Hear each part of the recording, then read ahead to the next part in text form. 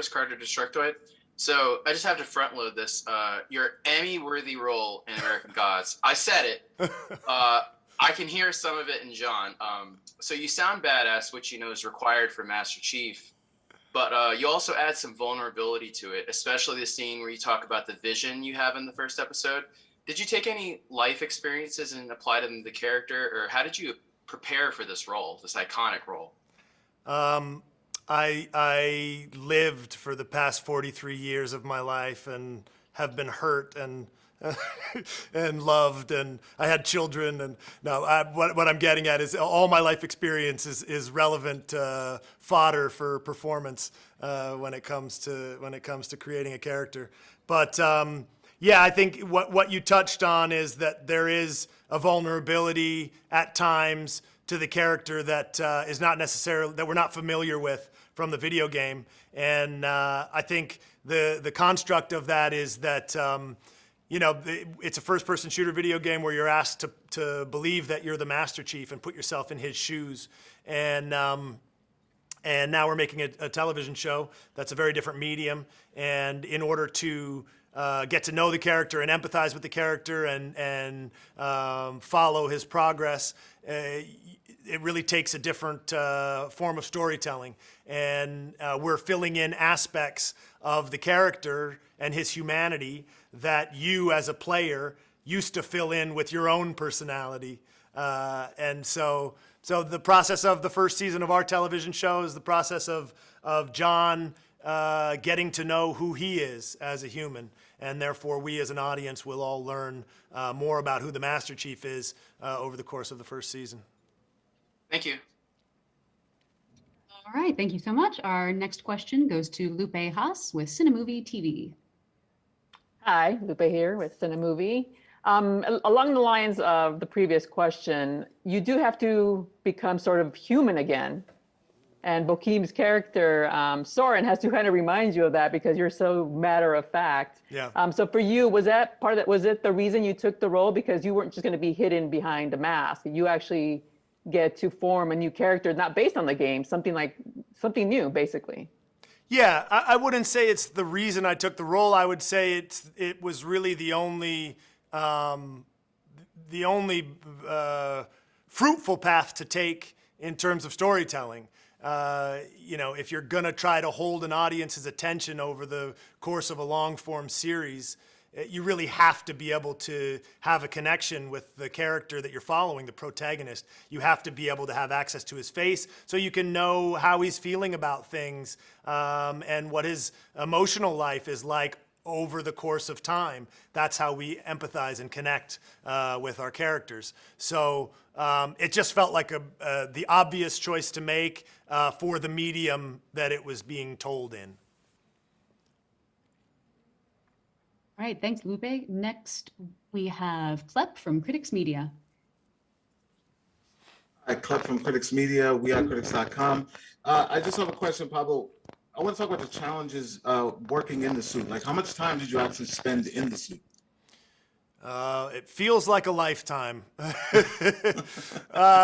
The suit is it's very challenging. It's about 55 pounds of plastic, Wow. and the weight is not even the hardest part. It's really kind of how immobile it makes you. It's really hard to move around in there.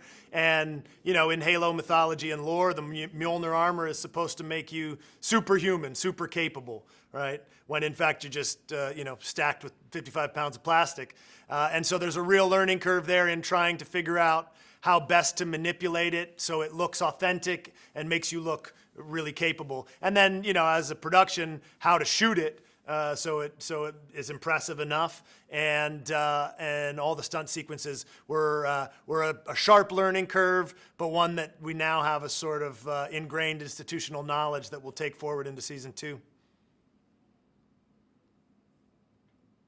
All right, our next question goes to Sean with Disappointment Media. Hello, my name is Sean, and I'm with Disappointment Media. So obviously, Master Chief is one of the most beloved video game characters of all time, I would say. Yep. What was it like stepping into these shoes? Was it intimidating? No, it's exciting. It's a huge honor.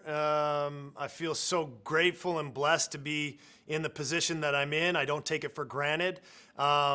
it feels like a huge responsibility, and I don't take that lightly. I had a sense immediately after getting the role how much this universe means to people and how much this character means to people. And it just gave me extra incentive to really attack it hard and really try to get it right.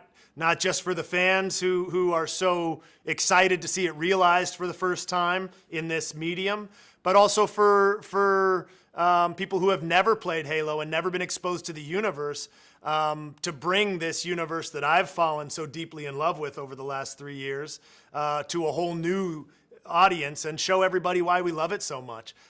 It's just provided me extra incentive in that battle. Yeah, thank you. Thank you. All right, our next question goes to Gabe with Bad Feeling Magazine. Hi, Pablo. Gabe here with Bad Feeling Magazine.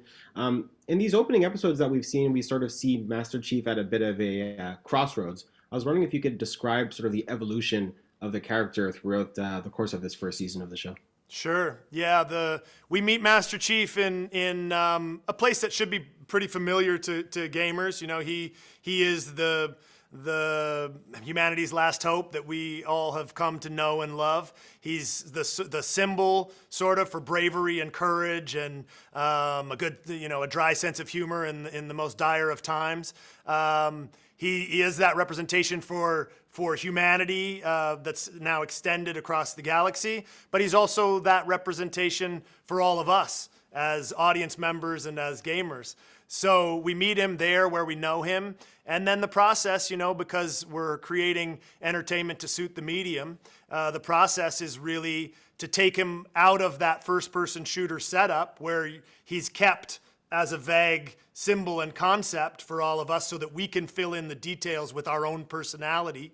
We're taking him out of that realm and putting him into a television show where you're, as a gamer, being asked to put your remote down and not be a co-creator of the process.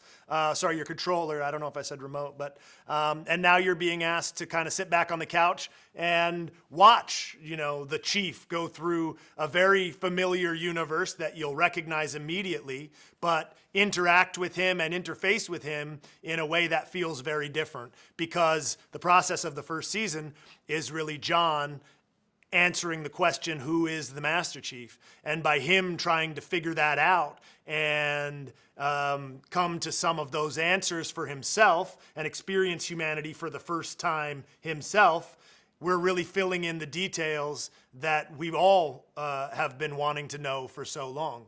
Who is the Master Chief? We're going to answer some of those questions in the first season. And if you have the ability to sit back and enjoy the ride and let go of your own version of Master Chief, then I think it's a very rich and rewarding universe to be in. And it doesn't devalue any of the Master Chiefs that exist. There's as many different versions of the Master Chief as people who have played the game, and they're all valid. You know what I mean? They're all self-created and user-created, and they're all wonderful. They're not. This one doesn't make those ones wrong, and it doesn't take anything away from the Steve Downes version, who created an indelible and amazing character over the last 20 years. If anything, the hope is that this television show only fills in those places that have been left unexplored. Thank you so much. Of course.